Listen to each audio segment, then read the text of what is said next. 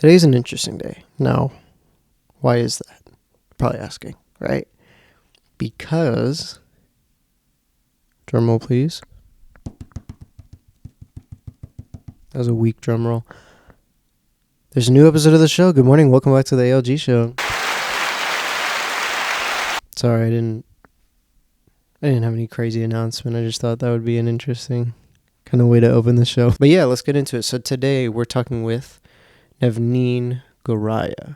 We get into her current freelance work as a producer and first AD, having worked with artists such as Brockhampton, as well as the work she's currently doing at Paramount. Other things we get into is the communication that she has with the director and talent for music videos, as well as our shared experiences as an intern via the intern project, as well as our shared high school film class. Also wanted to mention, just before we get into the show, if anybody wants advice from her pertaining to first AD producer type questions, how I'm going to leave her Instagram below in the show notes. Feel free to DM her. She's an open book. She'll kind of answer or clarify anything regarding that type of work. And yeah, let's get started. Okay, so as of right now, I'm an apprentice at the production management team at Paramount. Um, and I haven't been working on freelance, which is something I'm trying to do like more this year because I took like a little hiatus. Mm-hmm. But yeah, work's been good. I'm glad that the strikes are over. Oh, yes, absolutely. I think they fought for things that were definitely really important, but I was kind of talking about it with a friend of mine. Like it's stressful in the sense that like yes, like it's they should happen, and they're fighting for things hmm that are definitely like super important. But also, it's like okay, actors aren't working, screenwriters aren't working. There's no movie, nothing being hmm made, and a lot of crew, especially like friends of mine, they've been like moving to different like industries altogether, and it's scary. And like I'm sure you felt the same way. Like you moved full time. You're at Paramount right now, right? hmm So what Yeah. is your job title mean? What kind of stuff are you doing over there? So as of right now, actually majority of the people at Paramount, they're like project-based employees. Hmm. So they're there for like a specific amount of time until they kind of get booted, you know? Oh, interesting. Yeah, which is kind of intimidating in a sense where like if you get hired, you're like, "Oh, I'm only here for like 6 months to a year." Like that's not, it's not bringing me anything. But the Yeah. whole point of it is to kind of like prove yourself to them so you get hired permanently. Like as an in-house person, like you're on a temp Yeah, contract, and then you can move. You have like the chance to move into like in-house people. yeah, it's Oh, very much interesting. like a ladder job. They kind of like encourage you to like network, create like strong connections with people you kind of look up to or, would like their job or something. But that's what my program is like kind of based on. So it's kind of a base thing to sort of have you feel out different parts of the company, and then you got to get to Yeah, decide from there, like okay, what kind of part of the company I want to be involved in. yeah, that's basically it. I'm working on like the scripted side of things right now. Mm-hmm. And due to the NDAs, I can't say specifically, Oh, I was gonna what shows, ask. Damn what it. shows, Okay. but um yeah, I've also like seen like some big names on some of the cast lists that they have me type up. The budgets that I'm managing have like huge numbers, bro. Yeah, Like like in the millions is like on the lower end too. that's crazy. Um, Yeah. but like I don't know, it's been interesting so far. How long I'm have like you kind How of long have you been there? As of right now, I've only been there for like 3 months. Oh wow. Yeah, Yeah. so first 3 months were slow because of the strikes, Yeah. Yeah. I Yeah. was kind of going into office and they were having me look at all of the content that they had produced that hadn't been released yet. Mm-hmm. And they were asking me for my input, specifically because like the foundation that I got hired through is kind of like I don't know how to phrase this properly, but it's like a diversity thing. you know?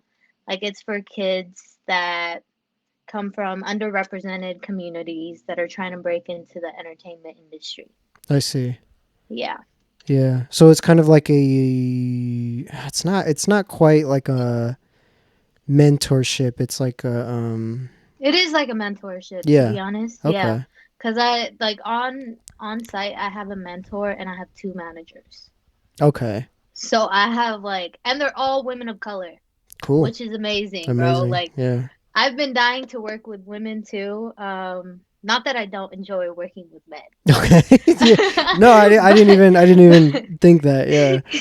yeah, but it's been nice because like I've I don't know, I just relate to them on a deeper level.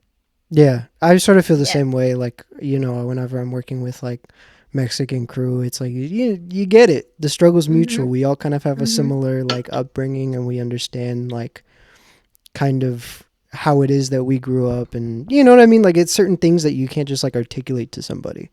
It's Yeah. like you got to be in the know sort of thing, and you understand Yeah. that like, okay, cool, this is like the type of bond that we have. Even like I did a music video for Los Tucanes de Tijuana, which being Mexican is like such a huge thing, and like, Congrats. Yeah. thank you, yeah, and only we could kind of understand that, and I'm sure like you feel very similarly about like your mentorship. Yeah. No, it's been incredible. Because like you said, these people just get it, Yeah, you know? yeah. They just get it. It's just easier to like facilitate conversations with them, to talk about things that like you might relate to them with, but also in terms of like my mentor, she's a screenwriter on the side. Hmm. And she's been talking about this like story that she's been producing for the past 2 years. She's been writing it, she's been directing it, and she's also been producing. Like she's kind of handling all two She's kind of the jobs, you multi know? hyphenate on the project. Yeah, Yes, which oh my God, I love. I yeah. love that. That's great. Um, but she's talking about like being the eldest daughter Hmm. in a like Black American household, Hmm. and the way that like she kind of shared half the script with me and I read it through and through and I was like, bro, most of the things that you're trying to capture are things that like I specifically relate to. Yeah. And I come from like an Indian American like household. Hmm. And I didn't think that like, that I would find somebody else that is not Indian relate to some of the things that she's also Nigerian, I believe, and I didn't realize how like similar our cultures are. And we Interesting. started talking about that and we bonded over it. Yeah. Um, but it was nice. Oh, that's It's really been really cool. nice. Yeah. Yeah. Yeah, it's definitely how long so you've been there 3 months. It's definitely Mhm. sounds like a very interesting 3 months. I mean, it's very early on, but I'm sure as things progress, you'll do some really interesting things. I mean, I've always, been super excited about the stuff that you're doing, especially like since high school. Like I remember before we did this like internship, the intern project. You remember that? Mhm. I remember Yeah. like hearing about some of the stuff that was happening at Full Screen when Full Screen was around. I was like, oh, like this is so cool. I don't know. I mean, I'm like an outsider looking in. How do you Yeah. compare? Does that experience at Full Screen, like that internship, compare to this one at Paramount, or like is it just like a completely different level of work that you're dealing with? That's a really good question. That internship that I had at Full Screen mainly was kind of like marketing based. Yeah, Bella was there with me too. yeah, They were like kind of just focused on finding content and like content creators that they can sign that are like underground. Um, mm, and they also had us make like this like chocolate commercial, which I directed, right?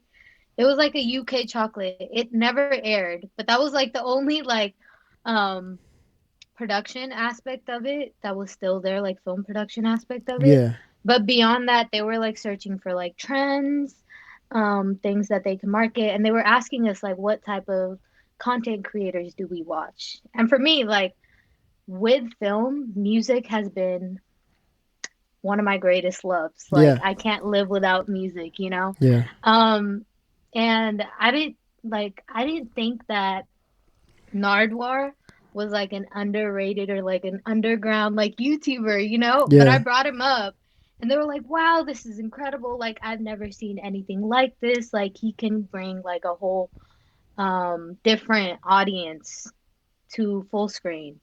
And I mentioned that and they were like so encapsulated by like his content and like the idea and the concept of like him bringing on artists and talking about their lives, like sharing personal things and like pulling out stuff that was from their childhood. Like the personalities of these artists were coming out in these interviews and they were magnetized by that. I don't know if they ever signed him or anything, but I don't know. I think because when was that internship? Was that dude, 2017? 2017. They Yeah. closed I think in 2020, 2021. What? Yeah, they I think they filed Yo. for bankruptcy or something. But so I don't think so because I know Nardwar and I feel like I Uh-huh. would have seen some full screen integration like on his YouTube page. Yeah, honestly, they would have butchered his whole thing though, I like think his so. whole style, cause Yeah. like the way that they were making their things, it was very like I think their content was mainly geared towards either Valley kids, right, Yeah. or like Northridge kids, Interesting. or Yeah. or like just Okay. Yeah. yeah. Interesting. They had like a So, specific audience that they were like, we're going to target these people. And dude, yes, I yeah, don't want to say that was like maybe part of their bankruptcy, I guess, but I think well, I don't know. I'm not going to say anything. I don't know too much about that full screen experience. So it seems like it was more on like the agency side of things and like the marketing of like how can we take artists and kind of give them like a platform. yeah, yeah, Whereas like Paramount, you're more like involved in the creative process. definitely, definitely. I also think at full screen, I was kind of like spoon fed. Even though, granted, I was 17, that was like Yeah. my first internship. Yeah, yeah, yeah. But in a sense, I was kind of like spoon fed. And it wasn't necessarily about like my future at the company. It was just like, oh, like this is, one side of entertainment. Like now you have experience in it. That's how I feel And you, about my internship. Yeah.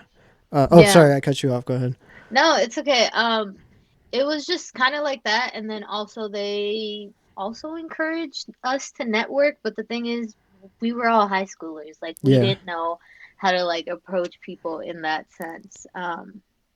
But yeah, it was cool for the Yeah. summer that it was. I felt very similar about like my internship. I was at a post production house, Hmm. Wildcard Media, and they exclusively do post production work for movie trailers.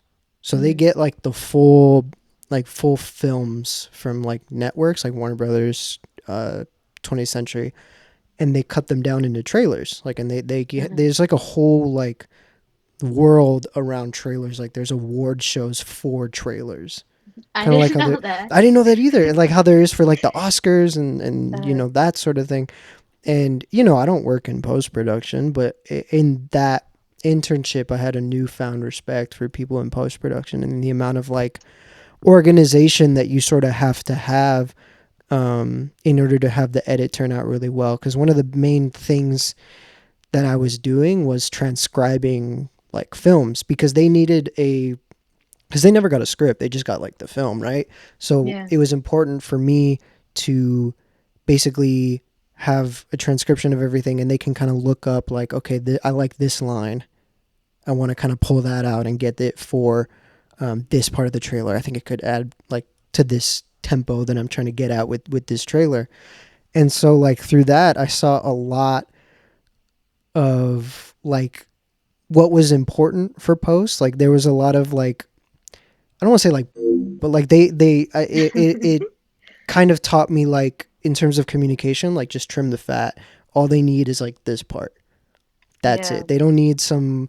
And cause I sort of carry that communication like with cinematography too. Like if I need to communicate something to someone, I just give them the meat and potatoes of it, like just the essential parts. Because The I could go protein. on and explain like, oh, I saw this cool thing in this part of this movie, and like you could take this, and it's like, no, I'm not the creative on this. I could just say, okay, this line is interesting, this line is interesting, this line is interesting. Or I just transcribe like 10 minutes of this film, take that, see if you could find something. And that was kind of what it was. I transcribed like quite a few films. I think one of the really cool ones I did was like Blade Runner, the new Blade Runner 2049.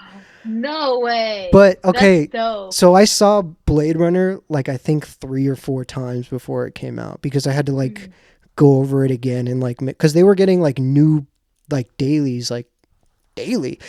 So Yeah. I had to update those transcriptions like pretty often. I had to go through and like update it and that sort of thing. But the part was like, yeah, I got to see these like movies, but they cut out like the ending and like certain scenes that like gave context to the ending so that I wouldn't like spoil it because I didn't sign an NDA. I could have easily like Oh, you were in I there. could have easily like plugged in a USB and been like, hey, well, Blade Runner, it's right here. No, they cut out like the scenes, and there were certain scenes like because I went to see it in theaters after that. There were Mhm. certain scenes that were in the final cut that I never saw.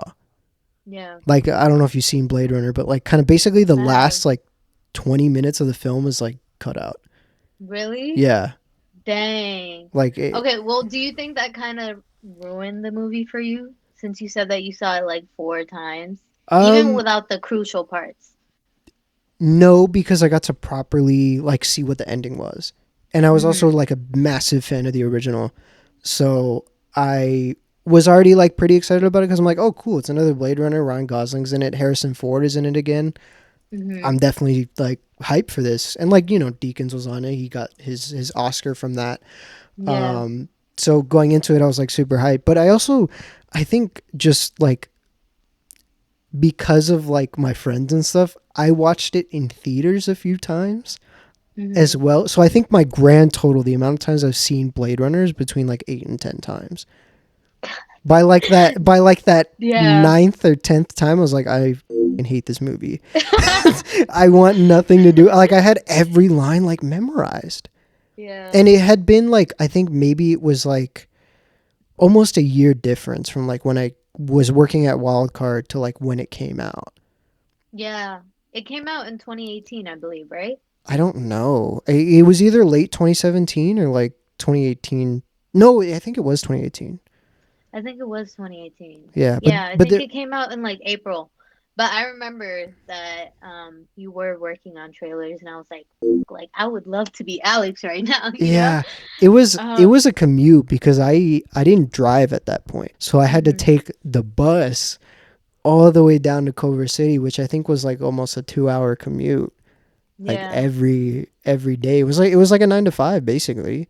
So I Yeah. had to go in and like take everything, and I definitely learned to like kind of your experience at full screen. Like it kind of shifted my understanding of like a certain side of production that I now have a newfound respect for. Respect for, yeah. Yeah, yeah. I kind of Definitely. I edit for my reel, and that's it. Mhm. I don't think I could go into post full time, but I definitely am like, yeah, I respect the hell out of these people for sure. And I'm sure you Yeah. feel the same way. No, it takes a lot, dude. It takes a lot. It's very crucial work, one.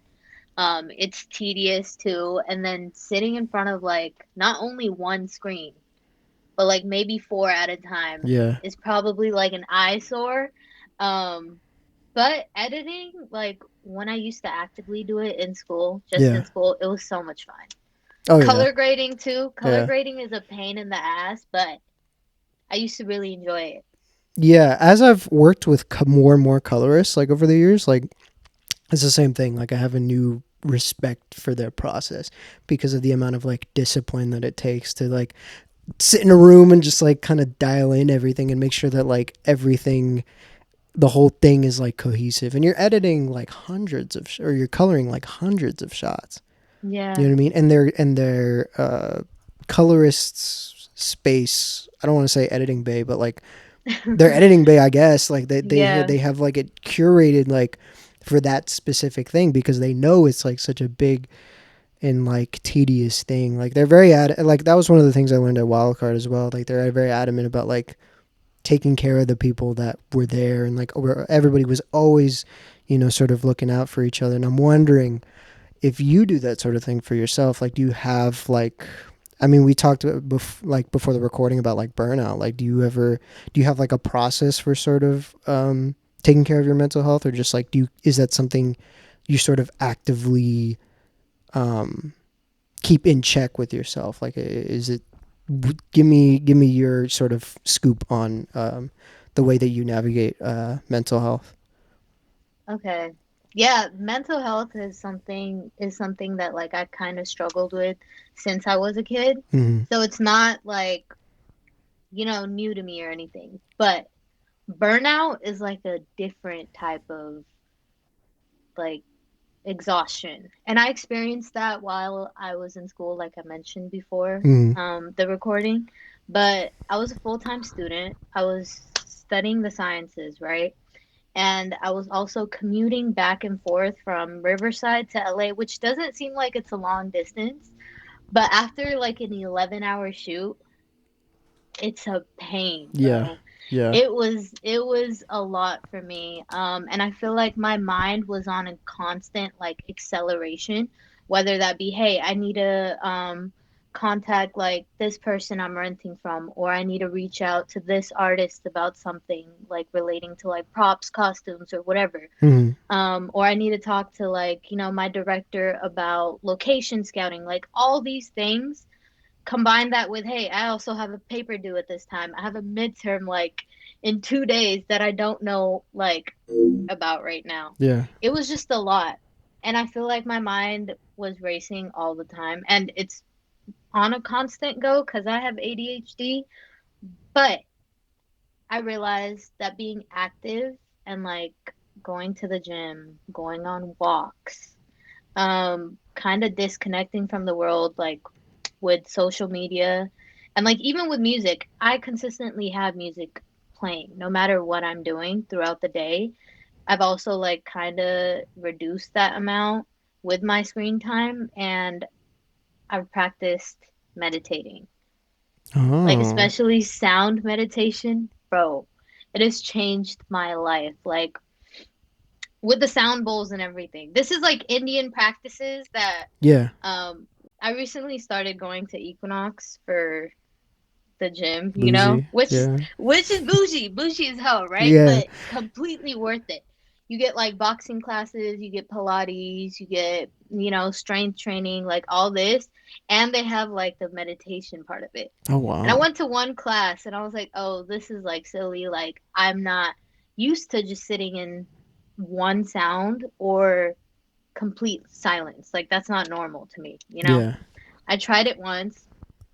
I was like, "Wow, at first, I struggled. Like, my thoughts kept racing, right? Mm-hmm. Like they usually do. Like, hey, I have to do this when I get home, or I need to do this by next week. Like, daily tasks that we have kind of consume our thoughts. Mm-hmm. And it also kind of prevents us from like working efficiently. Like, I'm sure you've also dealt with your fair share of that. Um, but that was something that I struggled with, and I think that meditating has done a lot for me. I've tried to implement something like that, like meditating, because I think sort of like because I know nothing of meditation. I'm pretty Uh-huh. like ill informed on the subject, I can but help you with that. sort of yeah. Please, thank you. I'm gonna text you after this actually. Yeah. But sort of the philosophy that I got was sort of like forced presence. Like you Hmm. kind of have to stay centered and like just like not actively pursue a thought that's like coming through your mind.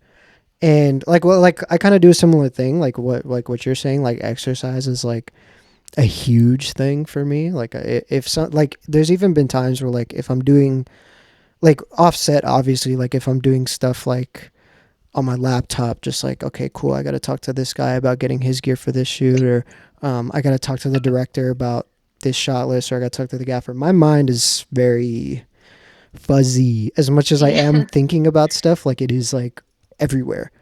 And Hmm. there's been times where I'm like, bro, this. I'm just gonna like go out for a walk or something. It just like Yeah. recenters my life. Even like what you're saying, like even if there's like music, it still is like such a huge thing for me. You know what I mean? Yeah. Like it's like it just like I don't know how to articulate it, but like it makes sense. It does make sense. Makes sense. Like after you like sweat it off, or like you go and you like, I don't know. I don't know what meditation looks like for me necessarily, but like Uh-huh. that forced presence is something that I really actively try to pursue, because I know like the moment I kind of get in my head about a project, or like whatever it may be, like I know that like I forgot where I was going with that thought, but I know that like I lost it.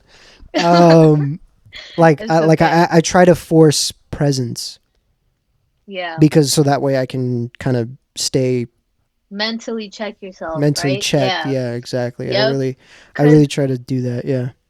yeah, cause like being present in the moment is something I also struggle with. Um, but along with meditation, like you mentioned, exercise kind of brings you to like a halt. Yeah.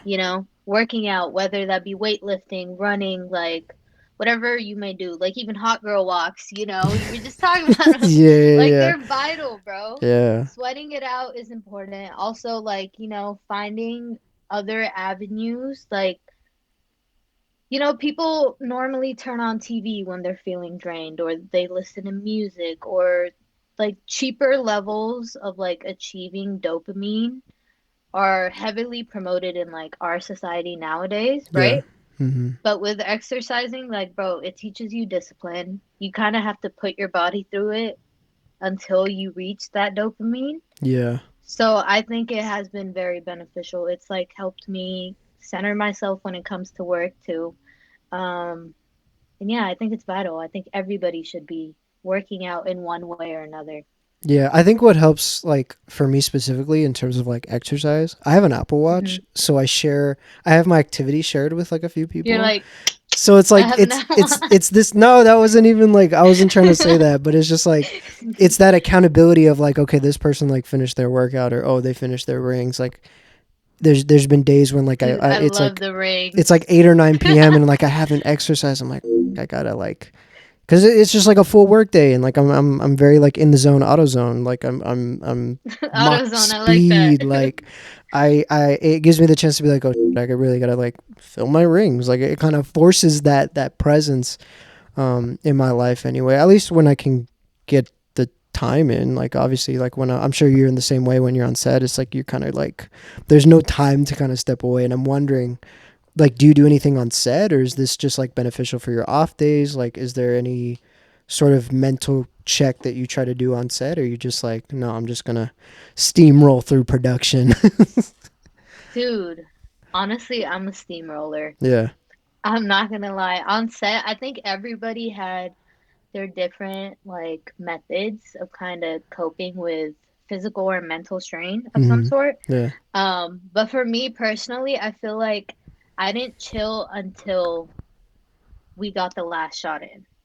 Mm. And like I think that's one of the things that kind of led to my burnout because I didn't find time for myself like on shoot days to just like pause and completely just sit with myself.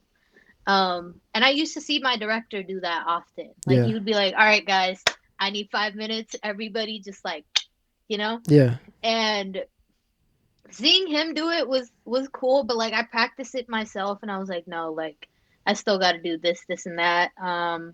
And I think this, like for me personally, just taking a pause was like, "Hey, what if you don't have energy to like continue this, right?" Mm-hmm. Like kind of like steamroller, bro. Like it takes time to, charge it up again. Yeah. Or like a Absolutely. lawnmower, you gotta yank the thing like a couple of times. Yeah, exactly. Yeah. That's how I felt. So I was like, nah, like let's just, yeah, get through it. I think I also developed like a really heavy caffeine addiction. Um, I'm guilty of that as well. Dude, we would have yerbas on deck. Like I would have coffee like before getting to set, and I'm Yeah. like, damn, I don't know how many like milligrams of caffeine I'm consuming on a daily basis, but it is not good. Yeah, there was a feature that I was working on not last year, but the year before, and Red Bull was like my drink of choice. I never consume Red Bull outside of that production. Never have I gone back to Red Bull, but that was like kind of the thing that I was like, I should really watch the caffeine that I consume. And now I'm more conservative with my coffee drinking. Like I'll have the one in the morning just to get me going, and then probably later in the day, depending on if I feel like I need it or not, um, I will go to that, or I won't. It just sort of depends.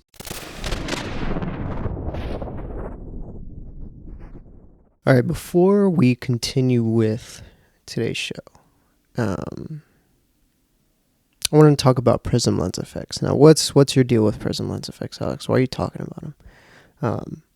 For me, one of the big things when it comes to cinematography is I try to keep everything in camera as much as possible. Like my color palette, my quality of light, any effects, right? I really emphasize keeping things in camera. And that's where prism lens effects come in. Basically, they are a lens filtration company, and they kind of do like a range of filters. They do screw-on filters. They do 4x5s, which I really enjoy. Um, they kind of coincide with that philosophy of like keeping things practical, keeping things in camera. They have a lot of really interesting effects. For example, I own their Halo FX filter, their kaleidoscope filter I've used pretty extensively. They're really, really interesting product, and it's going to bring easily like a really unique look to kind of any project you're doing, especially music videos, right? It's always like a nice sort of addition to the principal photography, or it could be a part of your principal photography, whatever it is. Um, they have a lot of really good options. They have handheld prisms, they have screw-on filters, they have the 4x5s like I mentioned before. I've had their Dream Effects filter literally since it came out. I think it was like late 2019, early 2020. My point is, if you value practical effects in the same way that I do, I highly, highly, highly recommend you check these guys out. I have a code with them. If you're at all interested in buying product, you can use code ALG15 for 15% off on anything in their store. Yeah, without any further ado, let's get back into the show, all right?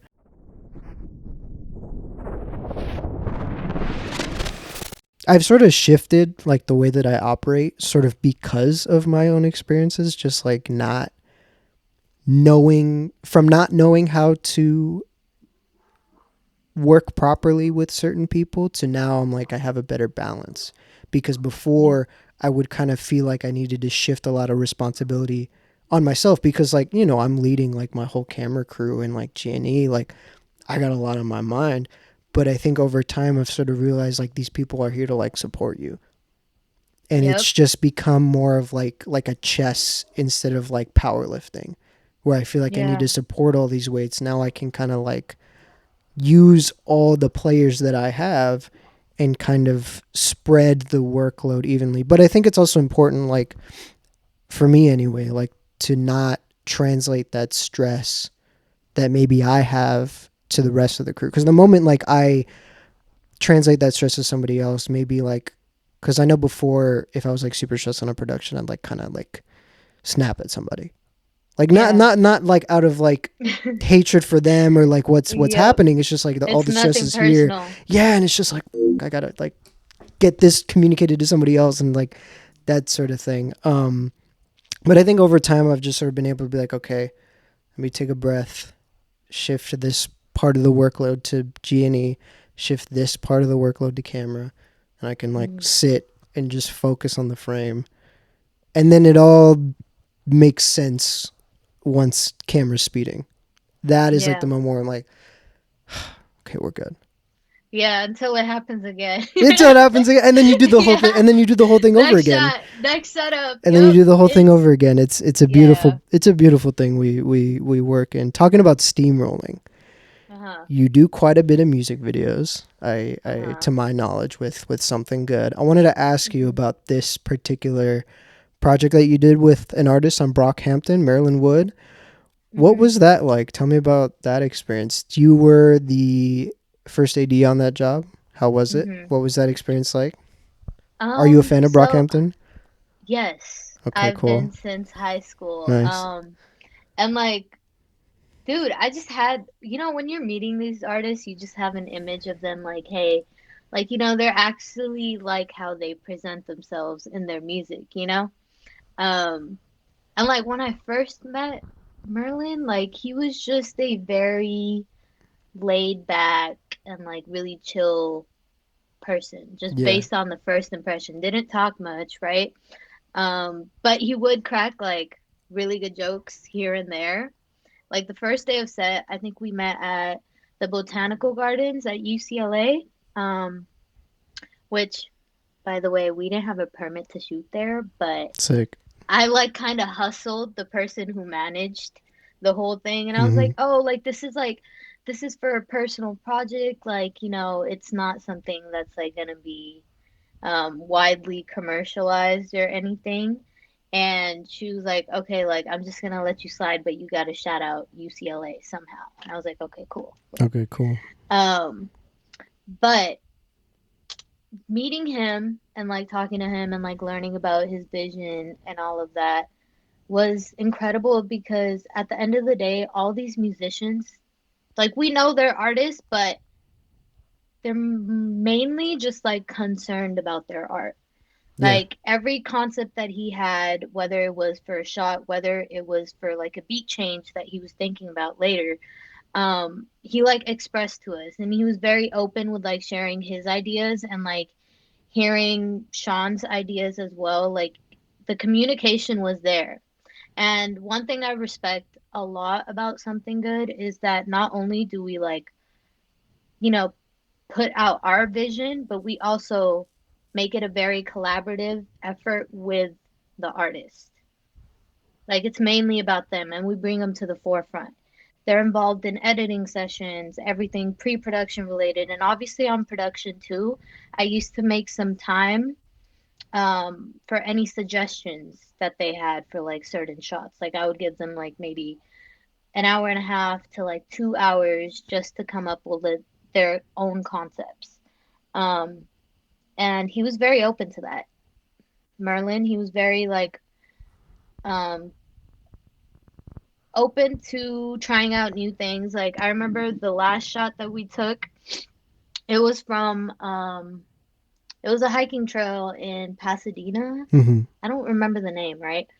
But it had like a bridge and one of the I don't think that we put this in the final music video, but one of the shots like included him kind of like hanging off of the like just dangling his feet on the little bridge above Interesting. us, Yeah. right? Um, and I was terrified. I was like, dude, like you don't have to do this if you don't want to. And like it was his idea. He was like, oh, is this something that you guys are open to? I was like, yeah, but like I don't want you to hurt yourself or nothing, you Oh, of know? course. Yeah. And he was just like very open to it. He's like, yeah, like we got I think like 4 takes, and we were kind of running like over time, and he had like no issue with that. He was very like, nah, it's okay. Like we need to get this done, and that's something that I really appreciated about working with him. Yeah, and it seems like you're pretty hands on in terms of like communication with the artist, and I think that's really cool that like there's that transparency of like um what it is that the video is going to turn out, and having the open discussion of like different concepts and that sort of thing. I know for me anyway, like what you mentioned about safety, like that's so important because like Yeah. I will not ask my sort of rule of thumb when it comes to like anything to do with safety is like I will not, or just like general like with like setting up camera lights whatever it is, I won't ask my team or whoever it is, I won't ask them to do something that I personally wouldn't be willing to do myself and would make it Mhm. a point like, hey, like I would not do this, you should not do this. And Mhm. I like it's at least with crew, like I make that very clear. Like I will not ask you to do something that is ridiculous. Like that is no, I'm not putting crew at risk um for the sake of like something that at the end of the day is very additive. Yeah. Like I find myself kind of in that situation a lot with like G&E because then there'll be maybe the idea of like wanting to add like an edge light or maybe some practical bit, and Mhm. because of the set, like maybe that's like something that's a little bit dangerous to set up, and I hesitate on those unless, there's been certain instances when like I have like a more experienced like KG or something, and Mhm. they inspire the confidence to say like, oh no, we can do this. But I'm Yeah. also like, are you sure? Are you sure? Are you sure? You gotta triple check. Like I mean, yeah, I look kind of stupid, but like I just want to make sure that everybody's good. Like I don't want to, Nah, bro. God forbid No, somebody you gets have to. hurt. Like Yeah, that's that's terrible, you vital. know? Yeah. Yeah. Have you had any other instances like that of like safety Dude, concerns? I feel like for us, like it was the artist that would always like push it, Yeah. which I kind of enjoy because like it's like, hey, you're down for your craft. Like there's nothing more admirable. Absolutely. Yeah. But one of the artists that we worked with, is her name's Lozique, Hmm. and she's from the UK, right? And for one of the music videos that we shot with her, we kind of had this idea of getting her like singing the chorus of the song with like flames around her, right? Oh, okay. Yeah, And yeah, at yeah. first we are like, nah, like let's just do this in post. And she was like, no, it's not gonna look the same. Like, I don't want to do it in post. So then we ended up buying gas, and someone lit the match, and we did this like I think for 5 or 6 takes. Okay. Mind you, I was like right next to the flame, dude. It was so freaking hot. Like Yeah. I felt my nose hairs and like my eyebrows kind of burning from it. And her, dude, she did an impeccable job like performing too. And she was like closer to the flame than I was. Um, and that was really commendable. But I did like quadruple check with her. I was like, "Are you sure? Like, I promise you don't have to do this. We can cut corners, like, etc., etc." Um, but no, she was like, "Yeah, I want to do this. Like, this just feels right to me." I was like, "Okay, cool. Like, let's just make sure she's as safe as possible." And we did that. Yeah, of course. This is for the just so I have some context. This is for the no saving you video. Yeah. Okay, cool. I remember I think it was you or Sean that like posted BTS either the day of production or like when the video came out. And I Mhm. remember watching it, like I saw the video first and then I saw like some BTS like after the fact. So I saw that and I was Mhm. like, "Huh, I wonder like because I try to guess like how things were done, or I try to like I get very technical brain of like, okay, how did they light this, or how did they do this, how did they do that, before Mhm. looking at like the BTS, especially if I know like you're involved or like someone personal to me is like involved, like I try to Mhm. dissect that. So I remember seeing that and I was like, oh like the fire looks really good. And then Mhm. I think it was like Sean that posted something on like something good, and like I was like, oh, this is real. Yeah, dude. Yeah. No, I think I was managing the social media like at that time. Hmm. So I might have posted it. I don't remember. Um, but yeah, we did get a lot of DMs saying like no way, like you guys are not Yeah. doing this. I was like, we're doing it. That was Like, so cool. I shout out to you for like number one, like allowing that to happen, and number two, like mhm. that you made sure that like she was safe. Yeah, dude. Oh my God, there's so much like that would happen on set where I was like, wait, I need to focus on doing my job to the best degree that I can. Yeah. And I would have to like combat some of the ideas and like have me, the director, and the artist like kind of meet in the middle. And I think I did a relatively good job doing that because nobody except for myself has gotten injured like on set. Ooh, you got injured. What happened? dude, Tell me. this was for the Merlin video. Okay. I was like kind of I was grabbing coffee for all of us because it was like a very limited like amount of crew. I think it was me, Sean, Steph, and Jacques, Hmm. and then Merlin. That's it, like the five of us, right? And I was grabbing coffee. I'm like coming back. This had nothing to do with what we were doing on set either, Nice. but yeah, dude, I'm clumsy. I'm clumsy as hell. So, you know how they have those like little bumps, like on school grounds, like especially colleges. at UCLA they had like bumps for like scooters and like bikes and all that to kind Oh of yeah, like yeah, yeah, traffic control. yeah, I yeah. was wearing platforms because I Nice. always wear platforms.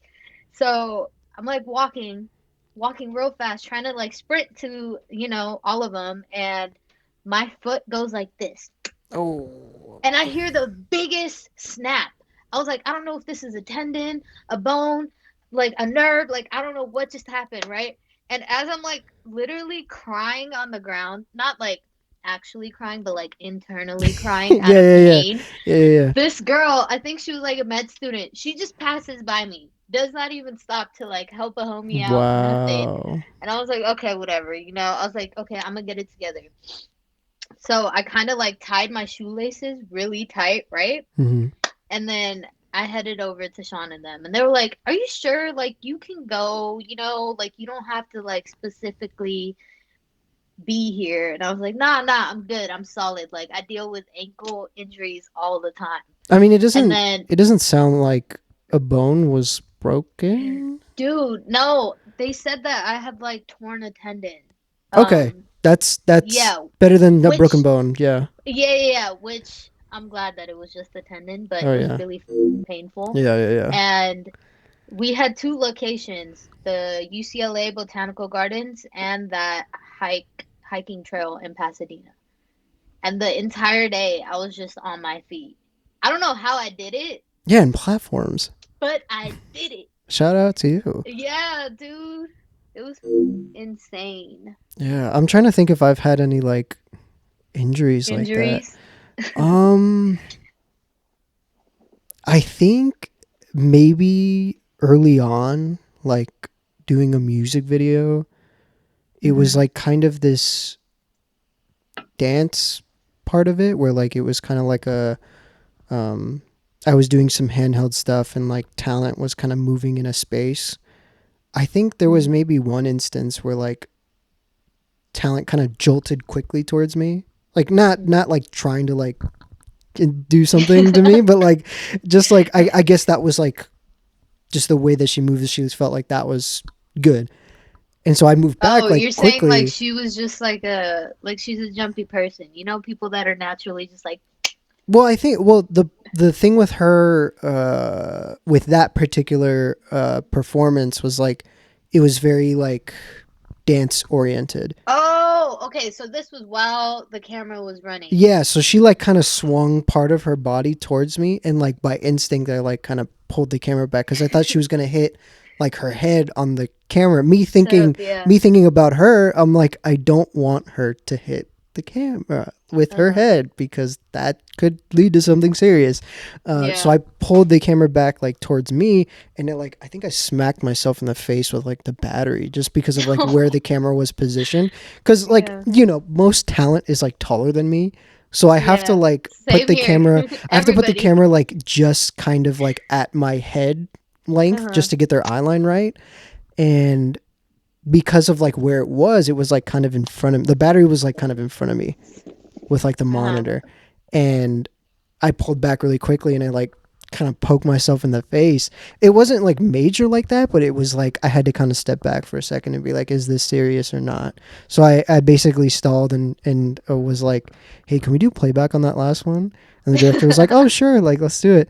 And That's smooth. so the director talent was doing playback, and then I was with the first AD Uh-huh. because they saw the injury or they saw that I like kind of hit myself Was in the there like face. a was there like a scar of some sort? Um, it was like some bruising actually, but Mm-hmm. it wasn't like a scar or anything, which is Okay. thank goodness. Yeah. But that was I think that's like the extent of like any sort of injury I've had because like I don't know I like I was talking about before I really try to be careful, especially Mm-hmm. like when we're working with this type of equipment, this type of talent. Like I try to really keep that sort of thing in mind, and from your experience as well, like I'm sure like you're very adamant about like let's not let's make sure safety's in check, which I really Yeah. appreciate from like a DP perspective, like that you are checking up with people and like making sure that like things are good and that sort of thing. Dude, it's vital. I feel like it's like the bare minimum thing you could do too. Um, but I also keep like a first aid kit with me. Oh, And okay. thankfully, I've only had to use it like once. But that was something that I learned from Lemos specifically because I remember like for our thesis film, I don't remember if one of the talents got like injured or anything. I think it might have been like a paper cut. And I was like, oh, I never thought I would use my little kit that Lemos forced me to buy, but I ended up using it. I was like, okay, cool. Like, this is kind of like vital to have on set. Did you pick up anything else from Limos's class that you still take away to current productions? Dude, everything. That was kind of like my Yeah. baseline introduction to film production as a whole, because my entire life, like, I had only consumed media, like Yeah. entertainment. Hmm. I used to want to be an actress as a child, but that didn't end up happening. Because when I got to Limos's class, I was like, okay, this is something that I really do enjoy, because it promotes like my sciencey part of the brain and it keeps the creativity there as well. Um, Mm. but yeah, wait, how did I get here? I was trying to say something else. Oh, what else have I taken from his class? Yeah. Um, that's a really good question. I didn't think about it though. Maybe some What like. have you taken? Meanwhile, Oh when wow, I you passed the question to while me. I Okay. think, yeah. Um, I think the main thing that was sort of instilled in me was like shoot to edit, Mhm. and I think overall like. I don't know if I was given like direct advice, like as like here's a first aid kit, you should carry this. Um, it was more of like for me, Limos was sort of more like a tough love kind of person and was like kind of like guiding rails, like in a bowling rink. Yeah, It was like I see that. it was like I thought maybe he hated me. I thought he hated me too. I still kind of feel like he does, but I don't know. I think like part of me is just like maybe to feel better about that experience. I'm like this is tough love, and like Yeah. maybe I don't No, know, I think it is tough love. or maybe we just hope He it did is. appreciate us. I Okay, hope let's so. hope then. Here's to hoping. Here's the hoping that it is, but I think for me, yeah, it was just sort of like he was very much just like a guide rail. Like I Yeah, like for prior to like that class, I didn't really have any like intuition to pursue like anything in entertainment, anything in filmmaking. My whole yeah, kind of thing like before high school was like um I'm just gonna go to like a community college and figure it out there. yeah, Like maybe it'll be something like that. Maybe I'll maybe something else will come up where it's like that will be an opportunity for me, like career wise. Like it wasn't a focus. And then as I got more like into his class and sort of understanding like not only the art of like filmmaking, but like the craft of yeah. it. It takes, Like dude. It takes practice. Sorry, I cut you off, no, you're fine. Go but ahead. it takes practice. I think that man taught me a lot about also being able to like comfortably accept critique. Yes. He put us on like on the spot a couple of times because we presented each project we worked on. Yeah. And he was like, okay, say so, like he would tell the class, hey, say something positive and also say something negative. Yeah. And I think that was a really great way of like kind of giving us confidence within our craft, um, and also being able to defend it, you Yeah. know? Because the first couple of projects I made myself were interesting. And I struggled a lot, like in the beginning, bro. I was like, I don't know why I'm here. He was like, yeah, I don't know why. Like, I've had a personal conversation with him Mm-hmm. about how, like, maybe I don't want to do this, you know? Mm-hmm. And that was like the first year. He's like, you're not taking this class seriously at all. And I was like, yeah, like, I'm really not.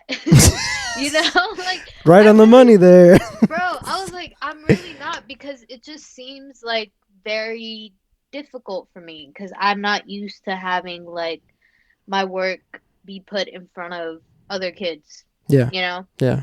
that can share their opinions about it. And that came from like my fear of like being kind of perceived in that sense. Interesting. And I think he really helped me with that, as well as like public speaking. Like that was something really difficult for me. And I think with what he was having us do with our projects, that gave us a leg up too in this industry.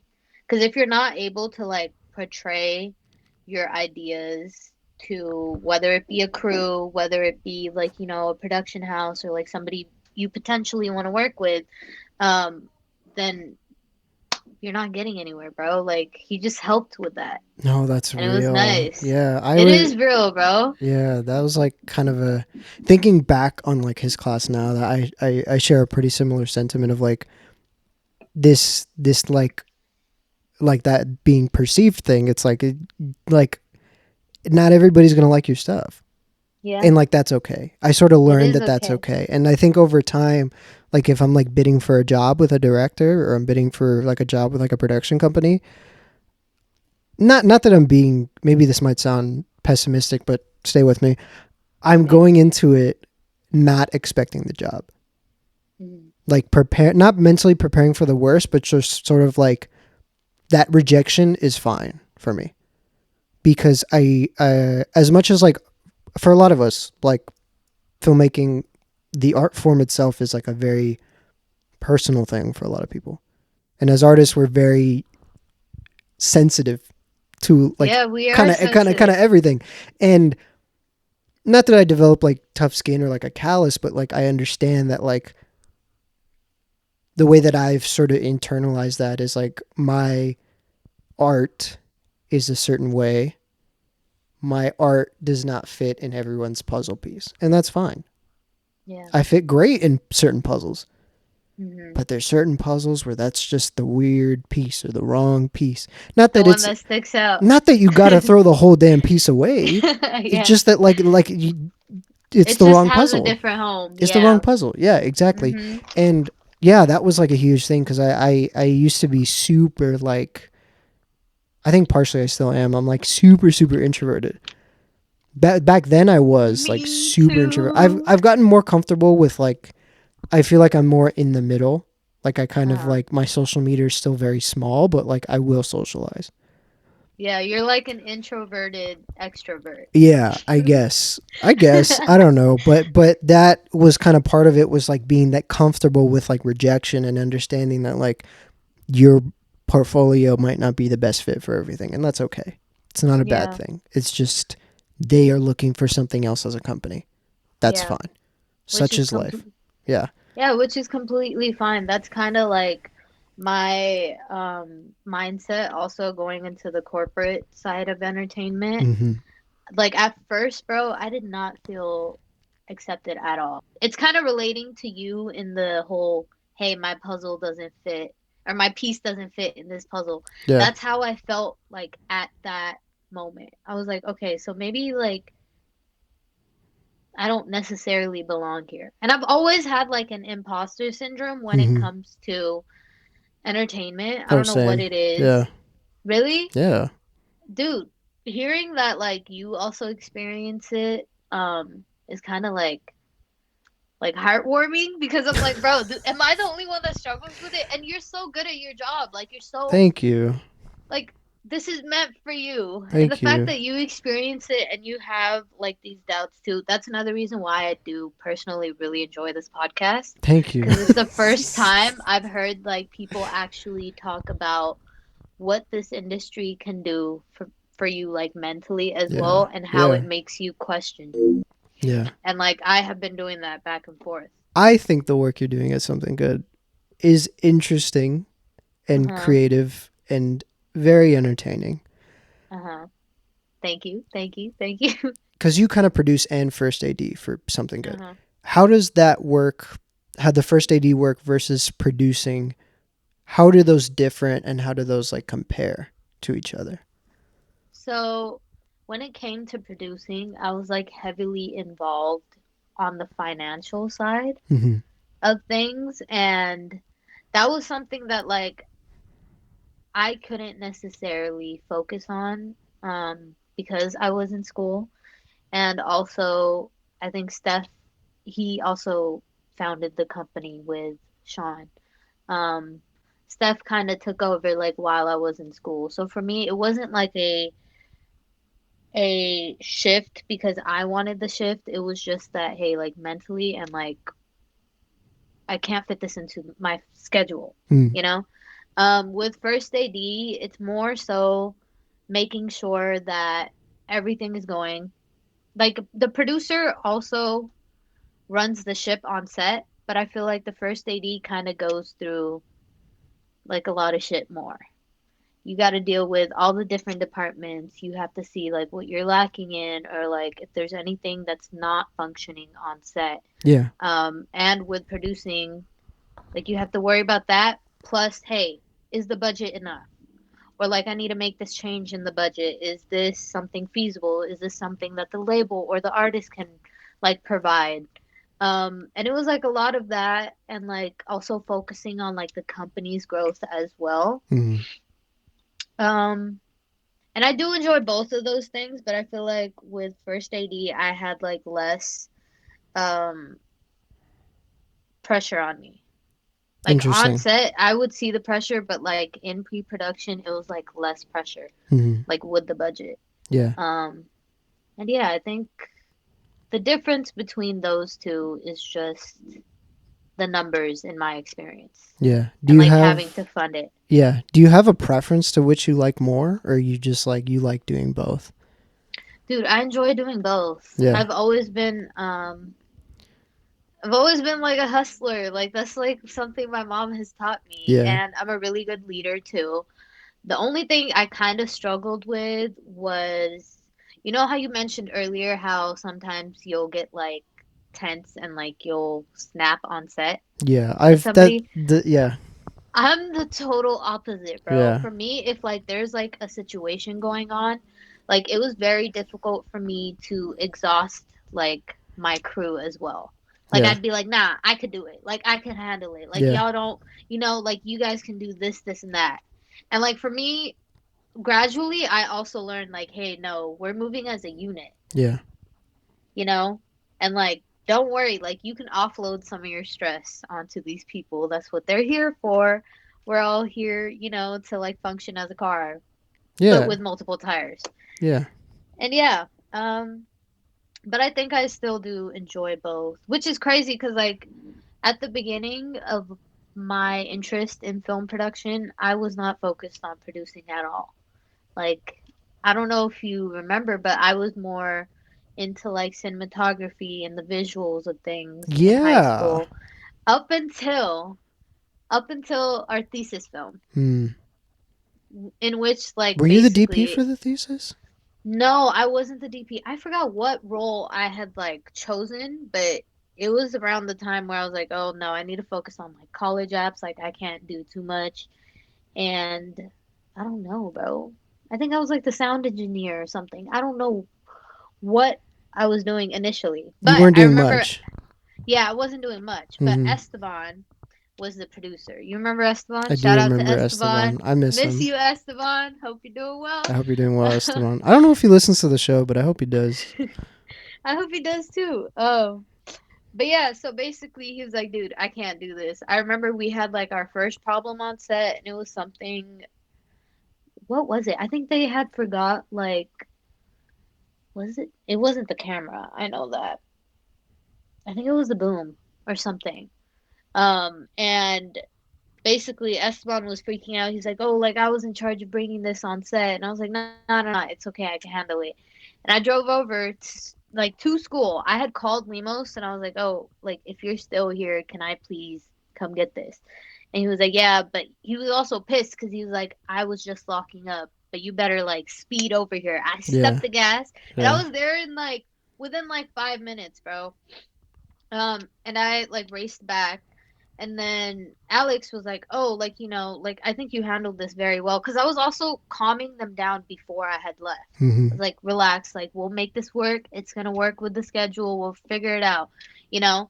And that's when like they realized I kind of had a knack for that. Hmm. And then the rest of the production too, like I think um there were several problems that we had that arose. Yeah. Um, and then that's when they decided they were like, "Yeah, I think you should be producing this." And Esteban was like, "Yeah, take it off my hands." I was like, "Fuck it, I'll do it." You know? That's cool. And that's cuz I do work really well like in pressure. And I think I'm a really great problem solver. Like I don't really tense up until after. You're right. After the After stress is it's like solved. over. Yeah. Yeah, you're Yeah. like, oh, dude, like I did a lot today. And that's when I think I let everything just come out. But Yeah. yeah. That was interesting that you discovered it like right at the end of that class. Yeah, it was very interesting. Do you think you'd But ever try DPing something? dude, I want to work on like passion projects more. I recently did my best friend's like graduation shoot. Mm-hmm. Um, and it went really well, right? Nice. And I was like, wow, like I really do miss like putting my vision out visually Mm-hmm. like onto the world. Like I want to practice, shooting more cuz I didn't have the time before. I was working, I was at something good, and I was a full-time college student. And ever Yeah. since then, like, I told you before that I'm trying to take it slower just this past year. And now that I've done that, I think I need to jump back into what I really want to do. So Um, let's talk about like the stuff that you want to be doing. What does that look like for you? Is that more in line with swaying in one direction, producer ADing? You still want to continue both? Do you want to say, it, let's do something else completely different? What does that future look like for you? so for me personally, I am always going to enjoy producing and ADing. But I am in like a transitional phase where I don't know what exactly I want to gear towards. I do enjoy cinematography. I just don't think that I've had time to practice it enough thus far, but I need to get into it. Sure. Yeah. Yes. So that means I'm investing in like I'm trying to look into cameras. I want to invest into a good camera Mm-hmm. and start shooting more. Some of my like I shot branded content for my sister's skincare and makeup line Oh, like a nice. couple of years back. But in terms of what I want to be doing, yeah, I want to practice cinematography a bit more. I also really do enjoy styling. I don't really see myself in one lane when it comes to anything creative. Like I've never really boxed myself in. I think producing and ADing so far has been my bread and butter. Um, and that's kind of like the path I am on with Paramount as well. Mm-hmm. Like my my manager sees me becoming like a production coordinator, right? But I don't see myself in like a corporate environment either. Um, Sure. yeah, I don't, bro. I really enjoy freelance. Cause even like while I was on set, there were like several different roles that I would assist with, Yeah. and that's something I like heavily enjoyed. But yeah, I don't know. I'm just trying to figure out what I want to do full time. So I'm gonna do everything until then.